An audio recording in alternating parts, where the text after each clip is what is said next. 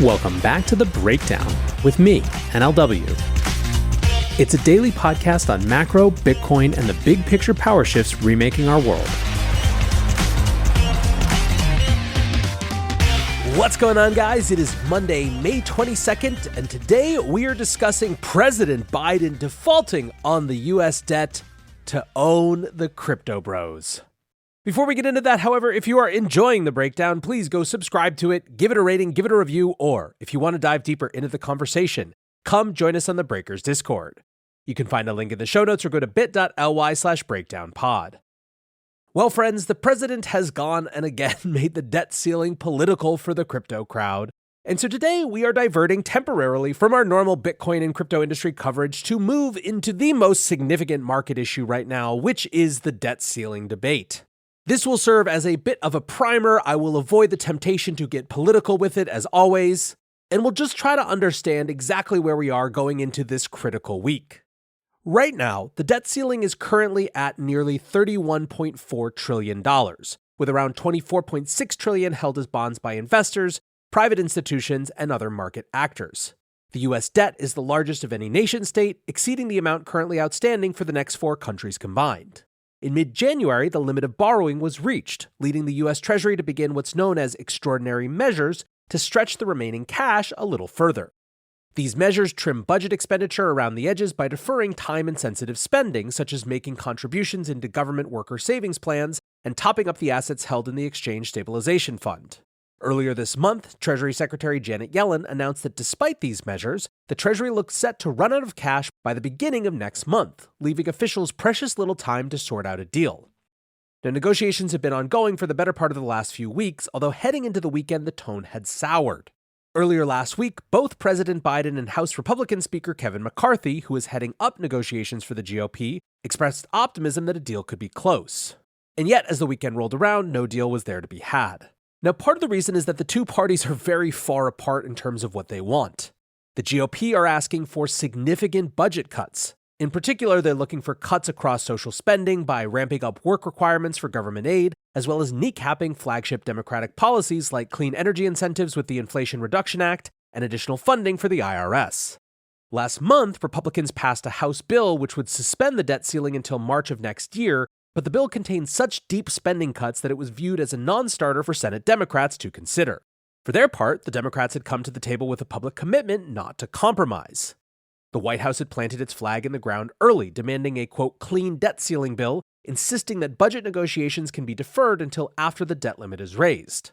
It's unclear whether this position has significantly softened during closed-door negotiations, but it's still very clearly their position when it comes to the battle for public opinion. While the Democrats conceded that some level of budget rectification was necessary, they were focused on balancing the budget on the back of revenue and tax increases rather than resorting to spending cuts.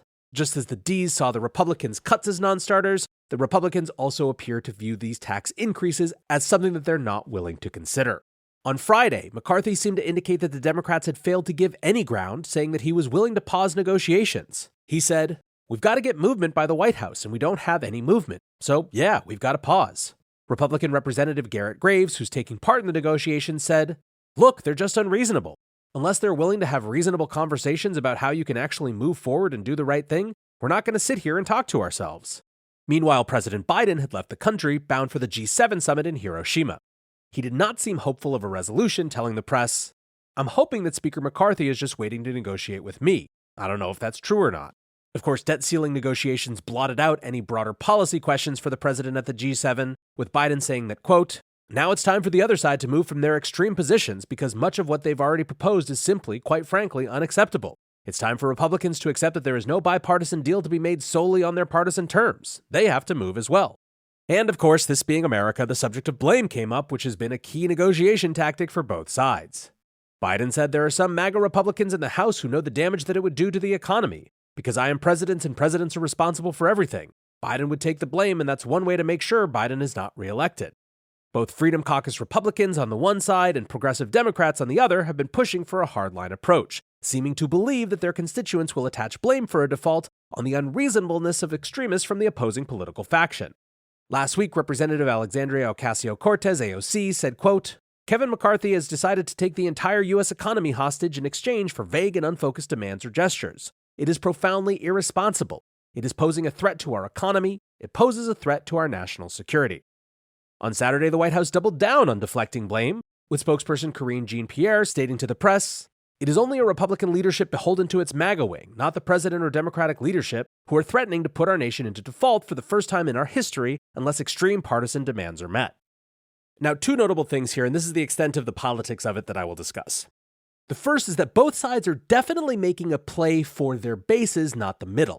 Independents are, of course, watching this with extraordinary disgust as both sides seem immovable. And not only immovable, but like they're cheering on in some ways a default because they're pretty convinced that they'll come out looking better in the case of a default. If you ever wanted a perfect encapsulation of partisan gridlock, this is it. But let's move on to the market aspect of this, because obviously that's what this show is all about. As the X date for the government to run out of money draws closer, we're beginning to see distortions show up in the markets.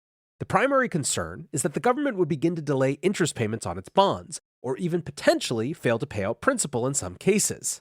That risk is concentrated in shorter-term securities, as the thought of a longer-term, more prolonged default by the global reserve currency is still pretty unthinkable. One-month Treasury bills, which could be at most risk in this scenario, are now trading at prices reflective of a 5.4% interest rate, which is significantly above the Fed's benchmark rate of 5.25% and reflects both default risk being priced in, as well as the instrument becoming less suitable for institutions that require guaranteed liquidity at maturity. An example of this risk aversion in action is, of course, stablecoin issuer Circle. Last week, Circle put in place a reserve management policy of ditching any government debt that matures beyond the end of this month.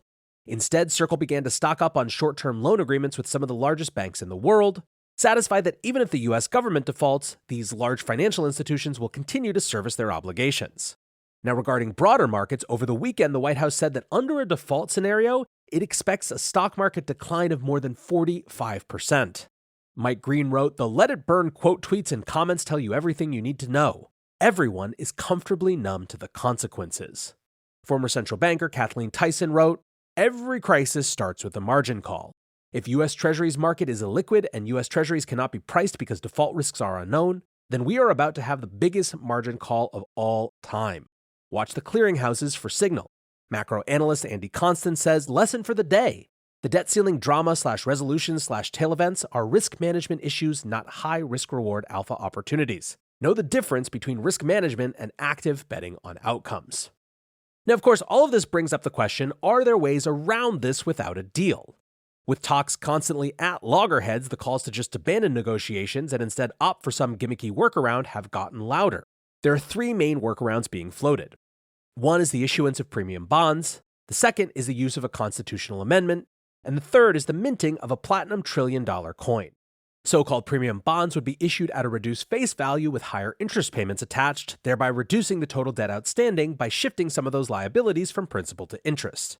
This solution has fallen out of favor and doesn't appear to be getting any serious consideration by policymakers.